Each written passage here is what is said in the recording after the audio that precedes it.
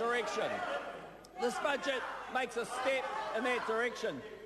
When Labor had billions and billions and billions of dollars to spend, it didn't go into science R&D, and they'll want to talk about their rinky-dinky little fund that never actually got off the ground. Not $1 was spent out of that fund, Mr. Speaker, because it was 9 years too late.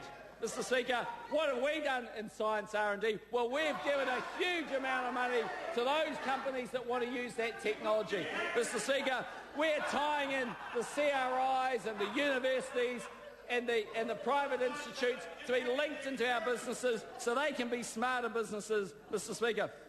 When it comes to infrastructure, this government is investing in the future of New Zealand through infrastructure, even if we're having to bail out Kiwi Rail, something that Labor bought for far too much for political and ideological gain, Mr. Speaker. Mr. Speaker, we campaigned on ultra-fast broadband as a device to change New Zealand.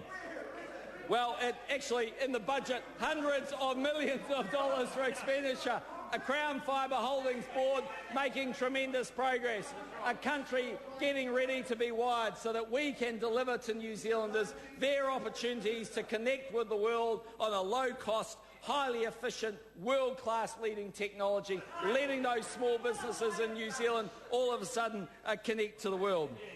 But, Mr. Speaker, in the end, this budget, with not a lot of money to go round, tackled one very core thing, and that was the unfairness and the inappropriate way that the tax system had evolved in this country. Today, that's what we've done.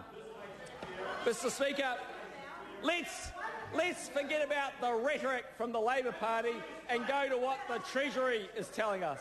170,000 new jobs, nearly 1% growth. Even at their most pessimistic view, this budget grows our economy by 1% extra. That is thousands of dollars to everyday Kiwis in their pockets, in their households, job security. That's what a good tax system does, Mr. Speaker.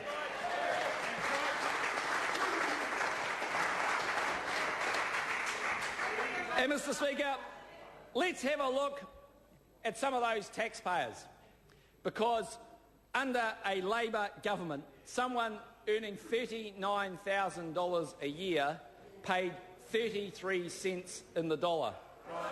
Has a national government stood back and accepted that? No, they haven't. They have effectively halved that rate, Mr. Speaker, 17.5%. But not, Mr. Speaker, just to a few New Zealanders. 3/4 of all New Zealanders will face a top statutory rate in this country of 17.5%. Or let's put it another way. For 3/4 of New Zealanders, they get to keep 82.5 cents in the dollar. That's about incentive to get out there and train and work and get ahead, Mr. Speaker. 2/3 of the tax package, and let's understand the size and scale of this tax package. $4 billion of personal tax cuts delivered from a government that is struggling with an economic environment that's difficult. That's commitment. $15 billion over a 4-year period. And where's that money going? 2/3 of it to the bottom 2 personal tax rates. That's fairness, Mr. Speaker.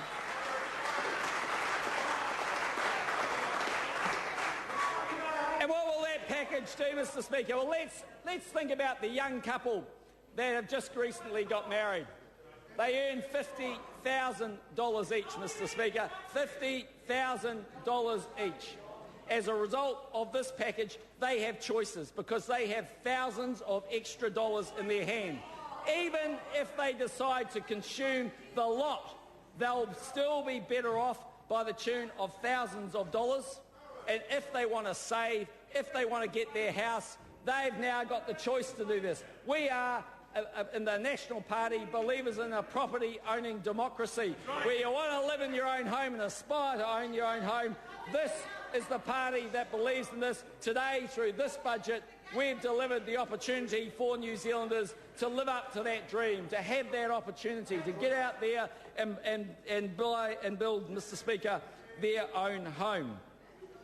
Mr Speaker, there are many other component parts of this package, but one of them, Mr Speaker, is to make sure that there is fairness in the system, fairness to all New Zealanders.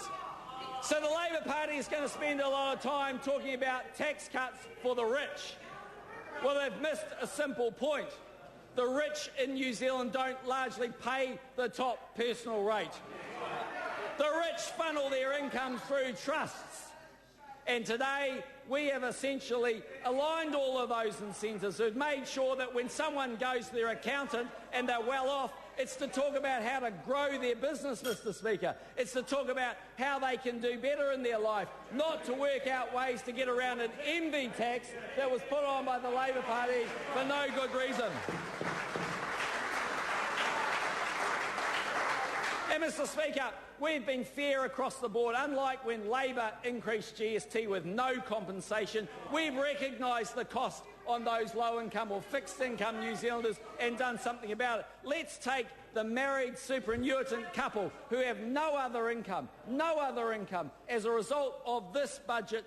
Even if they consume every dollar they receive through superannuation, Mr Speaker, they're over $500 a year better off.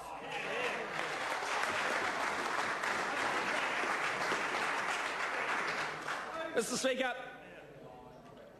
in the months and years ahead, I guess Labor will have to go and consider what they do.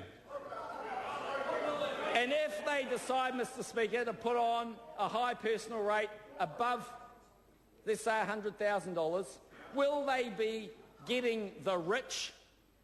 No, Mr Speaker. The rich would continue to go and funnel their income through trusts. What we've delivered today is extreme efficiency in the tax system.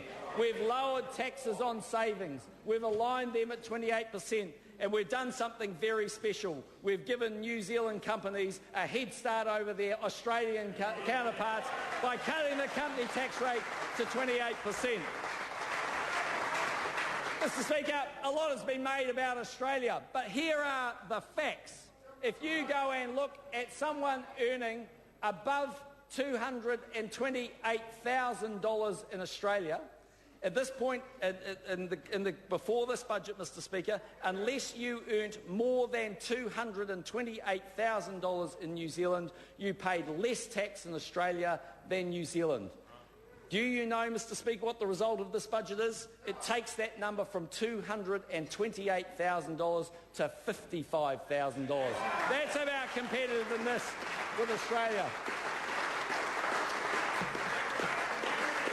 Mr Speaker, in the end, this has been a budget about growth, a budget about jobs, a budget about the future of New Zealand, a budget about getting on top of debt, a budget about keeping our expenditure in order, a budget about fairness. Mr Speaker, when you look at the millions of New Zealanders who are doing better off out of this budget, I'm left with only one conclusion. Mr Speaker, this was a budget for the many, not the few.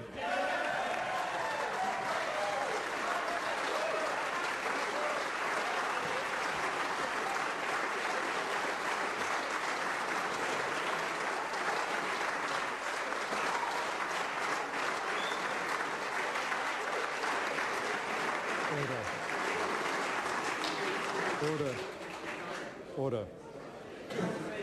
Dr. Russell Norman.